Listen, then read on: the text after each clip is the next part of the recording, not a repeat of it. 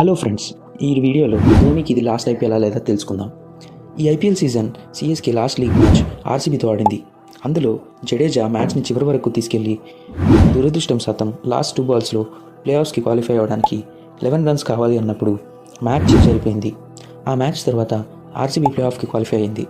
దీని తర్వాత మళ్ళీ రేజ్ అవుతున్న క్వశ్చన్, ధోని నెక్స్ట్ ఐపీఎల్ ఆడతాడా లేదా అని. ఫ్యాన్స్కి ఏమో ధోని చాలా ఫిట్ ఉన్నాడు, ఇంకొక 2 సీజన్స్ వరకు ఆడాలి అని ఉంటుంది. బట్ నెక్స్ట్ ఇయర్ 2025లో ఐపీఎల్కి మెగా ఆక్షన్ ఉండబోతుంది. ఈ మెగా ఆక్షన్లో కూడా ధోని రిటైర్మెంట్ని ఎఫెక్ట్ చేయొచ్చు. ఎందుకంటే మెగా ఆక్షన్లో ధోనిని రిటైన్ చేసుకోవాలి అంటే అట్లీస్ట్ తను ఇంకొక 2 to 3 సీజన్స్ ఆడితేనే టీంకి ప్లస్ అవుతుంది. ఈరోజు సిఎస్కేకి ఇంత ఫ్యాన్ బేస్ ఉంది అంటే దానికి one and only reason Dhoni. 14.5 seasons నుంచి కెప్టెన్గా చేసింది. అందులో సిఎస్కే 12 టైమ్స్ ప్లే ఆఫ్కి క్వాలిఫై అయింది, 10 టైమ్స్ ఫైనల్ ఆడింది అండ్ ముఖ్యంగా 5 టైమ్స్ టైటిల్ని విన్ అయ్యి కప్ కొట్టింది. మాకు కూడా ధోని ఇంకొన్ని సీజన్స్ ఆడితే చూడాలనుంది.